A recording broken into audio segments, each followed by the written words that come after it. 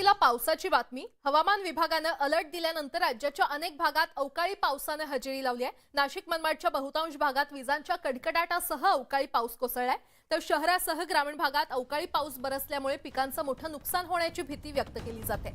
नाशिकच्या त्र्यंबकेश्वरसह इगतपुरी आणि घोटी परिसरात मुसळधार पाऊस झालाय। अचानक आलेल्या या पावसाने काढणीला आलेला गहू आणि द्राक्ष पीक धोक्यात आले, तर तिकडे विजांच्या कडकडाटासह अवकाळी पावसाने मनमाड शहर परिसराला झोडपून काढलं।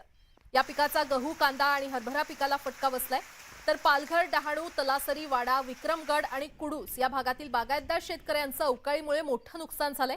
आंबा, काजू, मिरचीसह जिल्ह्यातील हजारो हेक्टरवरील पिकं आडवी झालेली आहेत, तर तिकडे छत्रपती संभाजीनगर जिल्ह्याच्या कन्नड, सिल्लोड, गंगापूर, फुलंब्री आणि खुलताबाद अशा बहुतांश तालुक्यांमध्ये वादळी वाऱ्यासह पावसाने जोरदार हजेरी लावली आणि पावसामुळे सोंगणीला आलेल्या हरभरा, गहू आणि मका पिकांचं मोठ्या प्रमाणात नुकसान झालंय। इगतपुरी, मनमाड आणि संभाजीनगरातली ही तीन दृश्य आपण पाहतोय।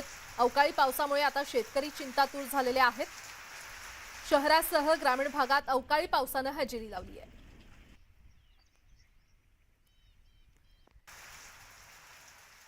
तिकडे अहमदनगर जिल्ह्यात अवकाळी पावसाने रात्री हजेरी लावली आणि संगमनेर तालुक्यासह अनेक ठिकाणी वादळी वाऱ्यासह जोरदार पाऊस झाला। काही ठिकाणी गारा देखील पडल्या, तर अनेक ठिकाणी वीज पुरवठा खंडित झाला होता।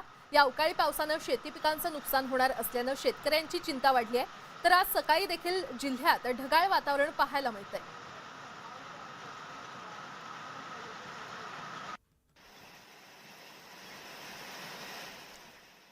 वळूयात पुढच्या बातमीकडे। होळी म्हटलं की मुंबईतले कोळीवाडे आणि तिथली धमाल ही आलीच। वर्सोव्यातील मांडवी गल्लीत होळीच्या आदल्या दिवशी रात्री 12 वाजता होळी पेटवण्याची पद्धत आहे।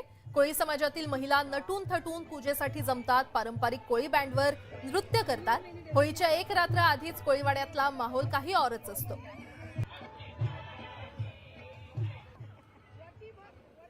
होळी म्हटलं की मुंबईतले कोळीवाडे आणि मुंबईतल्या कोळीवाड्यांपैकी वर्सोव्यातला कोळीवाडा आणि तिकडे साजरी होणारी होळी ही एक वेगळीच पर्वणी असते, ती पाहण्याची सुद्धा। कारण कोळीवाड्यातले हे कोळी बांधव आणि महिला भगिनी सगळ्या हे तर आपापल्या परीनं होळी त्यांच्या वेगवेगळ्या भागामध्ये साजरी करतच असतात। दरवर्षी त्यांची काही ना काहीतरी एक थीम ठरलेली असते आणि ती थीम सगळे मात्र फॉलो करतात। कारण माझ्या मागे तुम्हाला एक जात सगळे एकाच सेम ड्रेस मधले सगळ्या बायका दिसत असतील, मुली दिसत असतील, तरुणी दिसत असतील आणि फक्त बायका मुलीच नाही तर सगळे पुरुष सुद्धा त्यांची शर्ट्स म्हणा, त्यांचे जे आजचे पोशाख आहेत ते सुद्धा अगदी एकसारखे दिसत आहेत। एकीकडे डीजे सुरू आहे, कोळी बँड असेल प्रसिद्ध, एकीकडे होळी सजवलेली आहे, ती दहन केली जाते आणि सगळ्यात आकर्षणाचा विषय असतो तो म्हणजे त्यांचे कपडे। त्यामुळे तुम्ही प्रत्येकाकडे जर पाहिलं तर अगदी सेम कपड्यामध्ये सगळ्या, आता त्यांचा रंग हा निळा रंग आहे। इथे स्पेशल आज आमची ब्ल्यू थीम आहे म्हणून सर्व लेडीजने वेगवेगळ्या तऱ्हेचं पण ब्ल्यूच कलरचं घातलेलं आहे।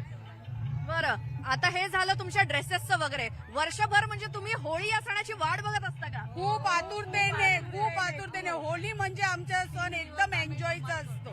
जिथे नजर टाकू तिथे फक्त निळ्या रंगातल्या ड्रेसेस मधल्या, साड्यांमधल्या सगळ्या हा महिला वर्ग आहे। आणि आता जर ही इकडे नजर टाकली तर आपल्याला एक वेगळा म्हणजे सगळ्यांचे पायामध्ये पाहिलं तर व्हाईट शूज दिसत आहेत, त्याचसोबत त्यांचे जे कुर्ते आहेत ते एकाच प्रकारचे आहेत, गळ्यातलं पाहिलं ते एका प्रकारचं आहे, त्यामुळे सगळे एका प्रकारचे सगळे छान वाटतंय की हा प्रत्येक वर्षी आम्ही काहीतरी वेगळं करायचं करतो, पण ह्या वर्षी आमची ब्ल्यू थीम होती म्हणून आम्ही ह्या सगळ्यांनी ब्ल्यू आमची हे घातलं आहे। सो आम्ही खूप एक्सायटेड आहोत। होळी सणाचा हा आनंद घेण्यासाठी एकदा तरी मुंबईतल्या कोणत्या तरी कोळीवाड्यामध्ये नक्कीच आलं पाहिजे। कॅमेरा पर्सन सुशील सोबत मी श्वेता, न्यूज 18 लोकमत, वर्सोवा, कोळीवाडा। तर कोळीवाड्यात होळीचा हा उत्साह शिगेला पोहोचलेला आपल्याला पाहायला मिळाला। तिकडे ठाण्याच्या सिडको स्टॉप येथे चेंदणी कोळीवाड्याची एक गाव एक होळी, सर्वांनी आपली परंपरा जपण्यासाठी आणि एकत्र या असा संदेश देत होळी पेटवण्यात आली।